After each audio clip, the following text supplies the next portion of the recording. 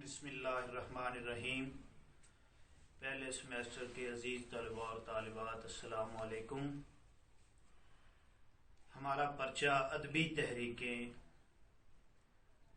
गुज़श्ता गुफ्तगू और गुज़श्ता से पैवस्ता गुफ्तगू में मैंने ज़िक्र किया था कि ये पर्चा क्या है और इसमें क्या क्या चीज़ें आपको पढ़ाई जाएंगी। ये पर्चा चूँकि इस वक्त चौथे सेमेस्टर में भी पढ़ाया जा रहा है, इसलिए ये लेक्चर चौथे सेमेस्टर वालों के लिए भी होता है। तो मैं चौथे सेमेस्टर वालों से ये गुजारिश करूँगा कि वो भी इसी लेक्चर को ही समझें और गौर से सुनें, ये उनके लिए भी है। तो अदबी तहरीकें का जो पर्चा है, इसमें हमने कुछ गुफ्तगू कर ली है, बल्कि इस हद तक कर ली है कि आप पेपर में बहुत कुछ लिखने के काबिल हो गए होंगे, उम्मीद है। और मुझे ये भी उम्मीद है कि अब आपको कोर्सेज के नाम और उनकी कुछ सूझबूझ आने लगी होगी। जिस तरह अदबी तहरीकें और नसरी उर्दू अदब 1 और उसूल तहकीक व तदवीन, तीनों पर्चे जो हैं उनके बुनियादी गुफ्तगू उनकी हो चुकी है। और अब वो मौज़ूआत, क्योंकि ये जो गुफ्तगू हमने तहरीक पर की है, ये भी आपका मिड टर्म का एक सवाल है, इसमें ये चीज़ें शामिल होंगी। तो तहरीक पर तारीफ़ी गुफ्तगू मैं समझता हूँ कि तफसीलन हो चुकी है। अब तहरीक की अगली चीज़ें, जैसे कि बुनियादी मुहर्रिक, मैंने पिछली गुफ्तगू में अर्ज़ किया था कि अगली गुफ्तगू जो हमारी होगी उसमें बुनियादी उसके मुहर्रिक, तहरीक की सम, उसके उरूज व ज़वाल पर बात होगी, यानी कि उसके ज़वाल के अवामिल क्या होते हैं, फिर तहरीक का अदब के साथ ताल्लुक़ और अदबी तहरीक कैसे बनती है। तो तहरीक में बुनियादी मुहर्रिक जो है, जो तहरीक का बुनियादी मुहर्रिक होता है, वो खुद फितरत इंसानी है, जो लंबे अरसे तक यकसानियत को कबूल नहीं करती। तगय्युर की ये ख्वाहिश बज़ाते खुद बहुत बड़ा मुहर्रिक है कि कायनात की तरक्की के बहुत से राज और जाविये इसी की मरहून मिन्नत हैं। इल्मुल अब्दान के माहिरीन, उनका ये ख्याल है, उन्होंने अपना ये नज़रिया पेश किया है कि इंसान के जिस्म के अंदर ऐसे रेशे और बाफ्ते हैं बारीक, जो उसको कुछ करने की, नया करने की, कुछ चीज़ बदली हुई देखने की ख्वाहिश पैदा करती हैं। वो खूब से खूब तर की तलाश में रहती हैं। और फिर इंसान के जहन का जो तहर्रुक है या बुनियादी मुहर्रिक बनता है, इसमें कुदरती आफात जो हैं उनका अमल दखल भी होता है, जैसे तूफ़ान हैं, आंधियाँ हैं, ज़लज़ले हैं, आलमी बीमारियाँ हैं। ये सब चीज़ें बुनियादी मुहर्रिक बन सकती हैं किसी भी तहरीक का। इसके अलावा जो तहरीक के नुमाइंदा किरदार होते हैं, वो भी इसका बुनियादी मुहर्रिक बनते हैं।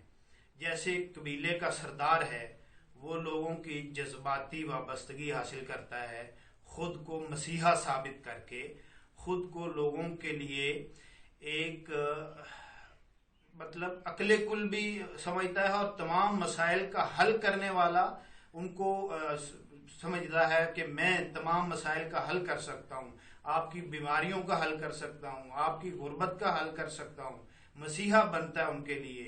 तो लोग जो दुखों से, मसाइब से तंग आ चुके होते हैं, वो फिर उस मसीहा की तरफ रुझान करते हैं।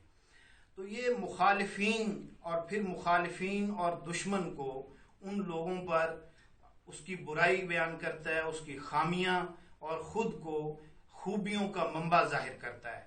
हकीकी और गैर हकीकी, ये दोनों इसमें चीज़ें शामिल है। ज़रूरी नहीं है कि वो मसीहा के जो सुनाए हुए वाक़यात होते हैं वो सारे हकीकी हों, उसमें गैर हकीकी भी होते हैं। सुनाकर लोगों को खुद पर जाने निछावर करने तक आमादा कर लेते हैं। तो ये वो चीज़ें हैं, ये वो बुनियादी मुहर्रिकात हैं, जिसमें मैंने पहले अर्ज़ किया कि एक फितरत इंसानी है जो खुद तब्दीली चाहती है, एक चीज़ की यकसानियत से उकता जाती है। फिर इल्मुल अब्दान के माहिरीन ने भी हमें बता दिया کہ انسان کے جسم کے اندر مختلف بافتیں ایسی ہیں جو نیا کرنا چاہتی ہیں، خوب کی تلاش چاہتی ہیں. پھر کوئی لیڈر ہمیں مل جاتا ہے جو راستہ دکھاتا ہے، مسیحا بننے کی کوشش کرتا ہے اور بنتا بھی ہے. پھر ہمیں تحریک کی ایک سمت مل جاتی ہے جب اس کا کوئی بنیادی محرک ہوتا ہے. تحریک کی سمت میں کیا چیزیں شامل ہیں؟ تحریک کی ہمیشہ کوئی نہ کوئی سمت ہوتی ہے. انسان کی فطری خواہش میں تغیر و تبدل تو موجود ہے، چنانچہ تحریک فطری خواہش کی تکمیل اور اس کی رہنمائی کے لیے یہ راہ دکھاتی ہے اور انسانی جبلت کو سکون اور آسودگی فراہم کرتی ہے. تبدیلی کی یکساں خواہش کے باوجود سب تحریکیں ایک ہی سمت میں سفر نہیں کرتی، ان کی سمتیں الگ الگ ہوتی ہیں. حالانکہ لوگوں کا خیال یا تحریک کے جو محرکات بنتے ہیں وہ ایک جیسے ہوتے ہیں. تحریک کی سمت ان مقاصد کی مرہون منت ہوتی ہے جنہیں حاصل کرنے کے لیے عام لوگوں کو کروٹ بدلنے پر آمادہ کیا جاتا ہے. یہ بات آپ کے ذہن میں رہے کہ ہمیشہ تبدیلی کے عمل میں چھوٹے طبقے کو استعمال کیا جاتا ہے. وہ طبقہ استعمال کیا جاتا ہے جو بھوک سے مر رہا ہے، پیاس سے مر رہا ہے، کسی ایسی مصیبت سے مر رہا ہے کہ وہ اس سے نکلنا چاہتے ہیں. اب اس کی طرف کوئی ایسا اشارہ جھوٹا ہو یا سچا کر دے تو لوگ جوک در جوک اس طرف شامل ہونا شروع ہو جاتے ہیں. اب تحریک کو جب سمت مل جاتی ہے، لوگ گروہوں کی صورت میں شامل ہونا شروع ہو جاتے ہیں، تو پھر یہ دور اس کے عروج کا دور ہے. اس میں تحریک اپنا عروج حاصل کر لیتی ہے. تحریک کی کامیابی میں متعلقین تحریک کی تعداد اہم کردار ادا کرتی ہے. لوگ زیادہ ہوں گے تو اس کے عروج کو کم وقت لگے گا. اور اساسی اہمیت اس نظریاتی نصب العین جو نظریہ ہوتا ہے جس کی وجہ سے لوگ اس طرف آتے ہیں، نظریاتی نصب العین کو حاصل ہوتی ہے جو ان متعلقین کو اپنی جانب متوجہ کرتا ہے، پھر ان کے یقین کو پختہ کرتا ہے اور ایثار و قربانی کے عمل پر زور دیتا ہے. آپ جانتے ہیں کہ جب ایثار و قربانی کا مرحلہ یا لوگ مر مٹنے کے لیے آپ نے مختلف تحریکوں میں، جماعتوں میں، پارٹیوں میں یہ بات دیکھی ہے کہ جیالے مر مٹتے ہیں، جانیں قربان کر دیتے ہیں، کئی جانیں چلی جاتی ہیں تحریک کے پیچھے، اپنے لیڈر کے پیچھے، وہی مسیحا کے پیچھے جو اس نے باتیں سنائی ہوتی ہیں. اگر نظریاتی اساس جو بنیاد ہوتی ہے، جو نظریہ ہوتا ہے، وہ کمزور ہو تو کثیر و تعداد لوگوں کے باوجود تحریک کمزور پڑ جاتی ہے، اس کی عمر کم ہو جاتی ہے، اس کو عروج ملتا بھی ہے تو بہت کم وقت کے لیے، اور وہ زیادہ دیر نہیں چل سکتی. دوسری اہم بات یہ ہے کہ اگر تحریک مادی منفعت کی ضامن ہو تو پھر بھی مفاد پرست لوگوں کی یلغار اور مفاد پرستی ذاتی فائدہ اسے کمزور بنا دیتا ہے اور تحریک اپنی قدر و قیمت کھو کر زوال کا شکار ہو جاتی ہے. یہ وہ عوامل ہیں جو کسی تحریک کے زوال کا سبب بنتے ہیں. اب اس میں ایک تو یہ ہے کہ نظریے کی اساس جو ہے وہ کمزور ہو، دوسرا یہ ہے کہ مادی منفعت کی خاطر فائدہ پرست جو لوگ ہیں، مفاد پرست لوگ ہیں، وہ فائدے کی خاطر اصل اپنے فائدے کی خاطر اور طرح سے استعمال شروع کر دیتے ہیں، تو اس سے اس کی عمر جو ہے وہ کم ہونا شروع ہو جاتی ہے. تو یہ ایسی چیزیں ہیں کہ جو کسی تحریک کے زوال کا سبب بنتی ہیں، یہ اس کے زوال کے عوامل ہیں. تحریک کی ایک طبعی عمر ہوتی ہے کہ بے شک وہ بہت جلد زوال کا شکار ہو جائے، بہت جلد عروج حاصل کر ہی نہ پائے اور زوال کا شکار ہو جائے، تو پھر بھی وہ ایک طبعی عمر ضرور گزارتی ہے.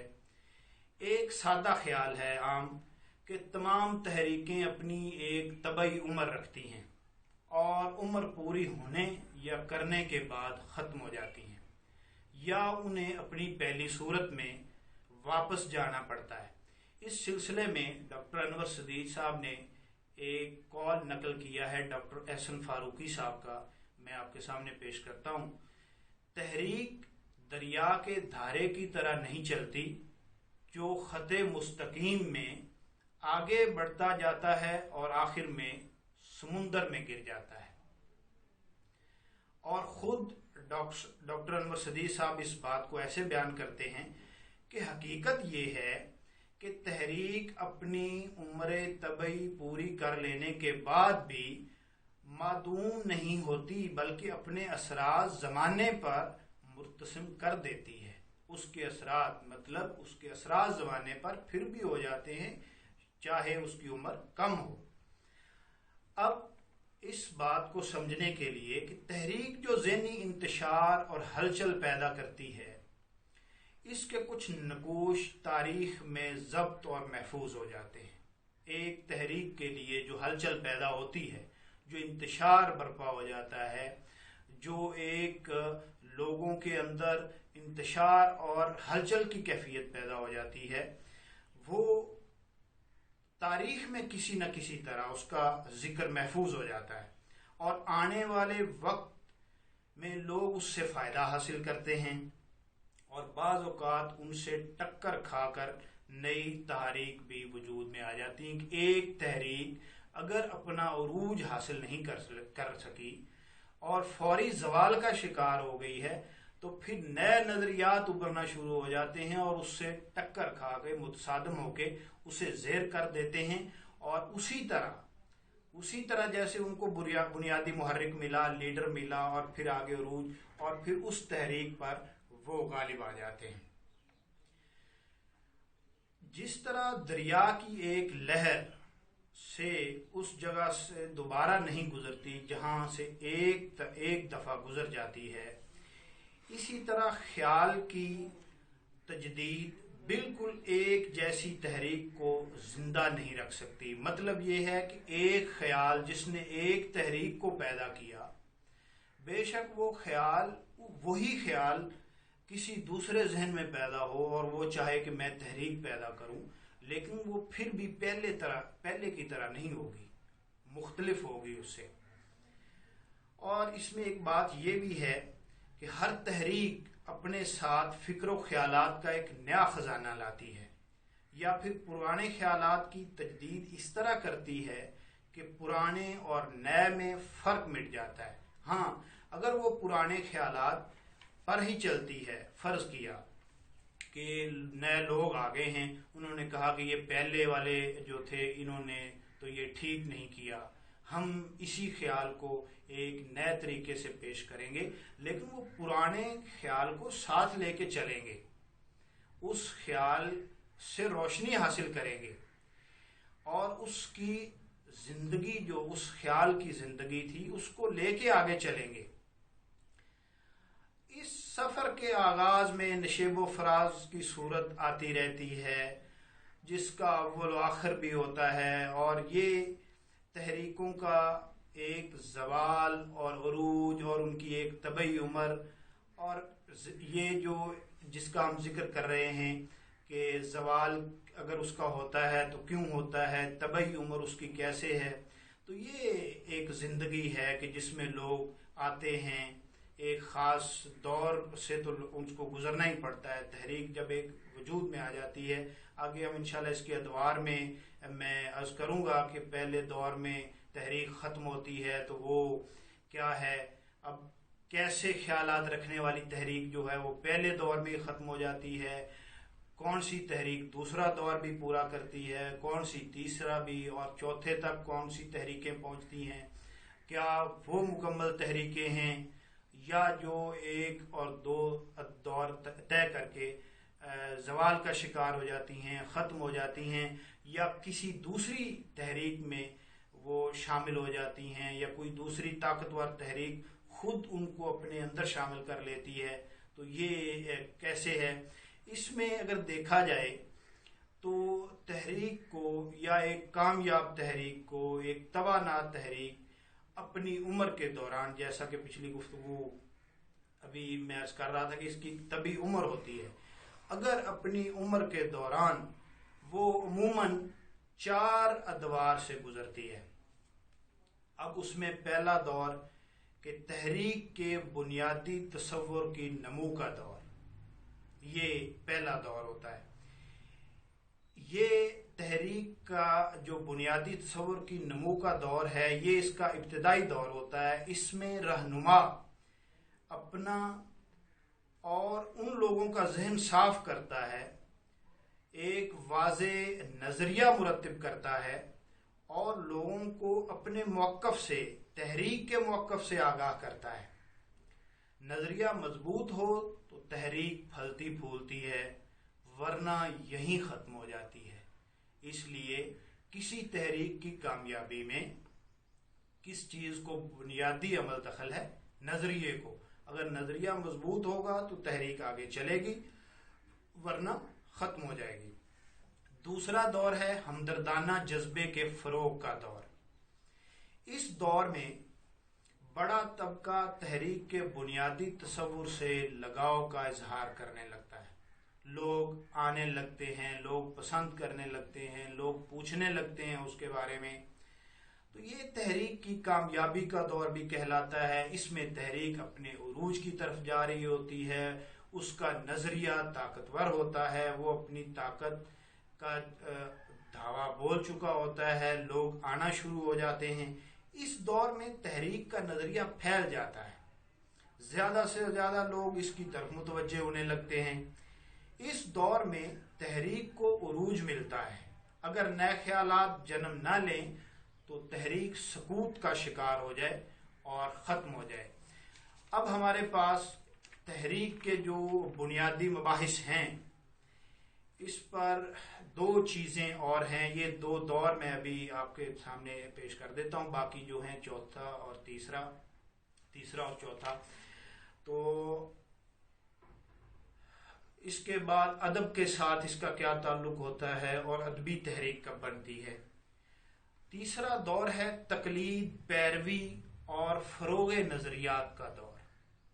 اس میں لوگ پیچھا کرنا شروع کر دیتے ہیں، تقلید کرتے ہیں، نظریات کا فروغ ہونے لگتا ہے۔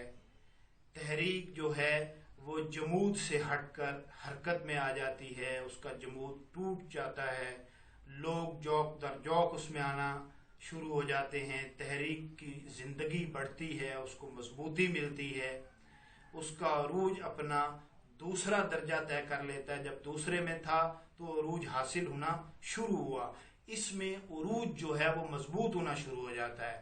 اس طرح پھر چوتھا دور ہے، یہ زوال و انحطاط کا دور ہے۔ اس میں پھر تحریک پیچھے کی طرف چلنا شروع کر دیتی ہے۔ سقوط کی فضا جس کا ذکر تیسرے دور میں ہوا، اگر اس کا دورانیہ بڑھ جائے، جمود کا دورانیہ بڑھ جائے، تو تحریک زیادہ عرصے تک نہیں چل سکتی، ختم ہو جاتی ہے، اس کا زوال ہو جاتا ہے۔ اگلے جو 2 حصے ہیں ہمارے اس پہلے ٹاپک کے، اس کے ساتھ ہمارا یہ حصہ ختم ہو جائے گا۔ جو بنیادی مباحث ہیں وہ ہے تحریک کا ادب کے ساتھ کیا تعلق ہے اور ادبی تحریک کیا ہے۔ اس سے پہلے جو ہم تحریک اور اس کے عروج و زوال کے عوامل، اس کے ادوار، یہ ساری چیزیں جو پڑھ چکے ہیں، یہ امید ہے کہ آپ کے ذہنوں میں ہوں گی۔